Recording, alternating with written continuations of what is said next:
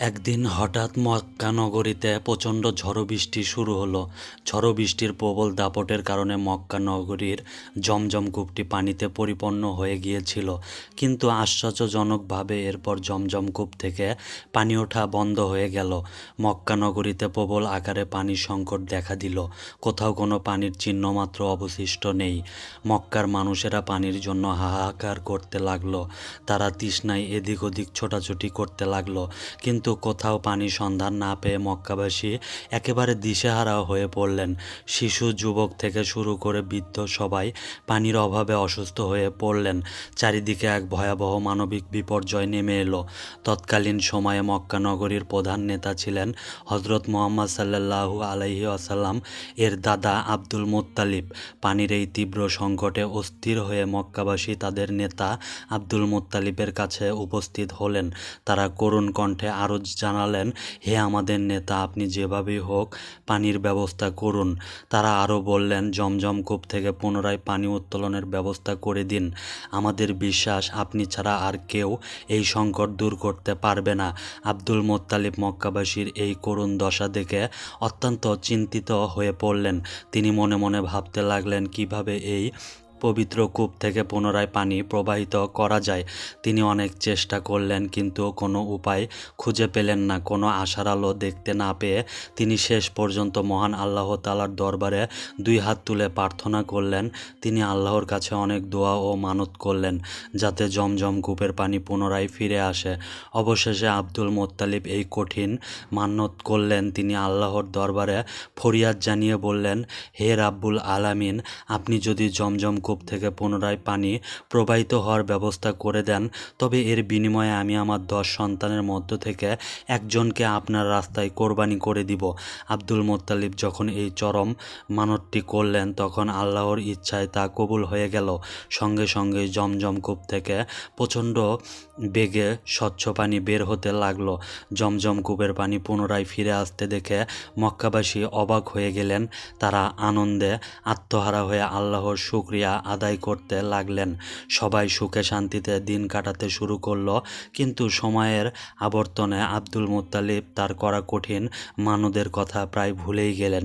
একদিন তিনি যখন নিজ গৃহে ঘুমাচ্ছিলেন, তখন স্বপ্নে দেখলেন মহান আল্লাহ তাকে স্মরণ করিয়ে দিচ্ছেন। স্বপ্নে তাকে বলা হলো, হে আব্দুল মুত্তালিব, তুমি কি তোমার মানত পূরণ করবে না? স্বপ্নে তাকে বলা হলো যে তিনি প্রতিশ্রুতি দিয়েছিলেন 10 সন্তানের একজনকে কোরবানি করবেন। ঘুম থেকে জেগে উঠে আব্দুল মুত্তালিব ভীষণ অস্থির হয়ে পড়লেন। তিনি বুঝতে পারলেন আল্লাহ তার সেই মানত পূরণের নির্দেশ দিচ্ছেন, কিন্তু তিনি এই স্বপ্নের কথা প্রথমে কারো সাথে প্রকাশ করলেন না। টানা 3 রাত তিনি একই স্বপ্ন দেখলেন। তৃতীয় রাতে নির্দেশ আসলো যে যদি আগামী 7 দিনের মধ্যে এই মানত পূরণ করা না হয়, তবে তার 10 জন সন্তানই মৃত্যুবরণ করবে এবং জমজম কূপের পানি চিরতরে শুকিয়ে যাবে। এই ভয়াবহ বার্তা শুনে আব্দুল মুত্তালিবের অন্তর কেঁপে উঠল। ভীষণ চিন্তিত আব্দুল মুত্তালিব পরের দিন তাওরাত কিতাবের পণ্ডিতদের ডাকলেন। তিনি তাদের কাছে স্বপ্নের বিস্তারিত বর্ণনা দিলেন। পণ্ডিতগণ সব শুনে বললেন, যেহেতু আপনি আল্লাহর কাছে মানত করেছেন এবং আল্লাহ আপনার দোয়া কবুল করেছেন, তাই আপনাকে অবশ্যই আপনার প্রতিশ্রুতি রক্ষা করতে হবে। আব্দুল মুত্তালিবের 10টি সন্তানই তার অত্যন্ত প্রিয় ছিল। কাকে তিনি জবাই করবেন সেই সিদ্ধান্ত নেওয়া ছিল অসম্ভব। তিনি তার বড় ছেলে আব্বাস রাদিয়াল্লাহু তাআলা আনহুকে ডেকে মানদের কথা বললেন, কিন্তু আব্বাস রাদিয়াল্লাহু তাআলা আনহু রাজি হলেন না। এরপর তিনি একে একে তার সব সন্তানদের সাথে কথা বললেন, কিন্তু কেউ নিজের জীবন দিতে চাইল না। বাকি ছিল কেবল তার কনিষ্ঠ এবং সবচেয়ে প্রিয় পুত্র আবদুল্লাহ। আবদুল্লাহ ছিলেন অত্যন্ত সুদর্শন এবং সৎ চরিত্রের অধিকারী। আব্দুল মুত্তালিব যখন অন্য পুত্রদের কাছে নিরাশ হলেন, তখন আবদুল্লাহ তার পিতার দুশ্চিন্তাগ্রস্ত মুখ দেখে এগিয়ে আসলেন। তিনি জিজ্ঞাসা করলেন, পিতা, আপনি কেন এত বিষণ্ণ? আব্দুল মুত্তালিব সবকিছু খুলে বললে পুত্র আবদুল্লাহ ধীর কণ্ঠে বললেন, পিতা, আপনি চিন্তা করবেন না। আপনি আল্লাহর সন্তুষ্টির জন্য আমাকেই কোরবানি করুন এবং আপনার মানত পূরণ করুন। পুত্রের এই মহান ত্যাগ দেখে আব্দুল মুত্তালিব কান্নায় ভেঙে পড়লেন, কিন্তু মানত রক্ষা তার জন্য অনিবার্য ছিল। পরের দিন আব্দুল মুত্তালিব তার পুত্র আবদুল্লাহকে নিয়ে কাবার চত্বরে গেলেন। সেখানে মক্কার গণ্যমান্য ব্যক্তিবর্গ এবং মহিলারা উপস্থিত ছিলেন।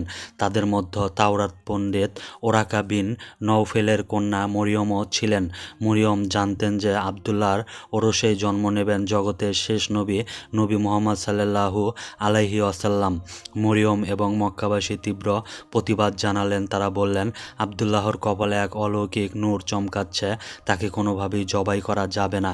মরিয়ম বললেন, প্রয়োজনে মক্কায় রক্তের বন্যা বয়ে যাবে, তবুও আবদুল্লাহকে কোরবানি করতে দিব না। আপনি লটারির মাধ্যমে উট কোরবানি করার ব্যবস্থা করুন। মক্কাবাসীর চাপে আব্দুল মোত্তালিব লটারির সিদ্ধান্ত নিলেন। লটারির নিয়ম করা হলো, একদিকে আবদুল্লাহর নাম, অন্যদিকে 10টি উটের নাম। কিন্তু লটারি যতবার করা হয় ততবারই আবদুল্লাহর নাম ওঠে। এভাবে 99 বার লটারিতে আবদুল্লাহর নাম আসার পর আব্দুল মোত্তালিব প্রায় নিরাশ হয়ে পড়লেন। মরিয়ম আবারও লটারি করার পরামর্শ দিলেন এবং উটের সংখ্যা বাড়িয়ে 100 করার কথা বললেন। অবশেষে 100 উটের বিপরীতে লটারি করা হলে উটের নাম উঠল। আব্দুল মুত্তালিব আনন্দে কেঁদে ফেললেন। তিনি 100টির উট আল্লাহর রাস্তায় জবাই করলেন এবং পুত্র আবদুল্লাহর প্রাণ রক্ষা পেল। এই ঘটনার মাধ্যমে আল্লাহ আবদুল্লাহর ললাটে থাকা সেই পবিত্র নূর বা নবী মুহাম্মদ সাল্লাল্লাহু আলাইহি ওয়াসাল্লামের নূরকে রক্ষা করলেন।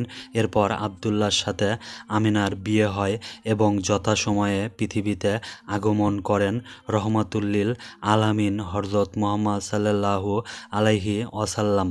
এই কাহিনী আমাদের শেখায় আল্লাহর ওপর অগাধ বিশ্বাস এবং সত্যর পথে অবিচল থাকার শিক্ষা। 100টি উট কোরবানির মাধ্যমে আবদুল্লাহর জীবন রক্ষা পাওয়ার পর মক্কা জুড়ে উৎসবের আমেজ ছড়িয়ে পড়ল। আব্দুল মোত্তালিব তার প্রাণপ্রিয় সন্তানকে ফিরে পেয়ে আল্লাহর প্রতি কৃতজ্ঞতায় সিজদারত হলেন। কিন্তু এই ঘটনা কেবল একটি প্রাণ রক্ষা পাওয়ার কাহিনী ছিল না, বরং এটি ছিল আরবের ইতিহাসে এক নতুন আইনের সূচনা। সেই থেকে একজন মানুষের প্রাণের মুক্তিপণ হিসেবে 100টি উট দেওয়ার নিয়ম আরবে প্রচলিত হয়ে যায়, যা পরবর্তীতে ইসলামী শরীয়তেও স্বীকৃত হয়। আবদুল্লাহ যখন পূর্ণ যৌবনে পদার্পণ করলেন, তখন তার রূপ এবং স্বভাবের মাধুর্যে মক্কার প্রতিটি গৃহ আলোকিত হয়ে থাকত।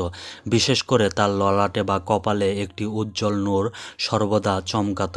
অনেক ইতিহাসবিদ বলেন, মক্কার অনেক সুন্দরী নারী আবদুল্লাহকে বিবাহ করার প্রস্তাব দিয়েছিলেন এবং সেই নূর পাওয়ার আশায়। কিন্তু আব্দুল মুত্তালিব তার বন্ধুর কন্যা, অত্যন্ত ধৈর্যশীল এবং বিদুষী নারী আমেনার সাথে আবদুল্লাহর বিবাহের সিদ্ধান্ত নিল। বিবি আমেনার সাথে বিবাহের পর সেই পবিত্র নূর তার গর্ভে স্থানান্তরিত হয়। বিবাহের কিছুদিন পরে আবদুল্লাহ ব্যবসার উদ্দেশ্যে সিরিয়া যাওয়ার পথে মদিনায় অসুস্থ হয়ে পড়েন এবং সেখানেই ইন্তেকাল করেন। শোকাতুর আমেনার ঘরে যখন অভাব আর বিষণ্ণতা গ্রাস করছিল, তখনই সেই মাহেন্দ্রক্ষণ ঘনিয়ে আসে। 570 খ্রিস্টাব্দের 12ই রবিউল আওয়াল সোমবারের সুবে সাদিকে আবদুল্লাহর শূন্য ঘর আলোকিত করে ভূমিষ্ঠ হন বিশ্বনবী হযরত মুহাম্মদ সাল্লাল্লাহু আলাইহি ওয়াসাল্লাম। রাসূলুল্লাহ সাল্লাল্লাহু আলাইহি ওয়াসাল্লামের জন্মের মুহূর্তে পৃথিবীতে এমন কিছু অলৌকিক ঘটনা ঘটেছিল যা বিশ্ববাসীকে অবাক করে দিয়েছিল। পারস্যর 1000 বছরের প্রজ্বলিত অগ্নিশিখা হঠাৎ নিভে গিয়েছিল, সাউরা হ্রদের পানি শুকিয়ে গিয়েছিল এবং কিসরার রাজপ্রাসাদের 14টি গম্বুজ ভেঙে পড়েছিল। মা আমেনা বর্ণনা করেন, নবীজি সাল্লাল্লাহু আলাইহি ওয়াসাল্লাম ভূমিষ্ঠ হওয়ার সময় তার ঘর থেকে এমন এক নূর বা আলো বিচ্ছুরিত হয়েছিল, যার আলোতে সুদূর সিরিয়ার প্রাসাদগুলি মক্কা থেকে দেখা যাচ্ছিল। প্রিয় বন্ধুরা, ভিডিওটি ভালো লাগলে অবশ্যই ভিডিওটিতে লাইক দিবেন এবং কমেন্ট করবেন এবং চ্যানেলটি সাবস্ক্রাইব করবেন। আল্লাহ হাফেজ।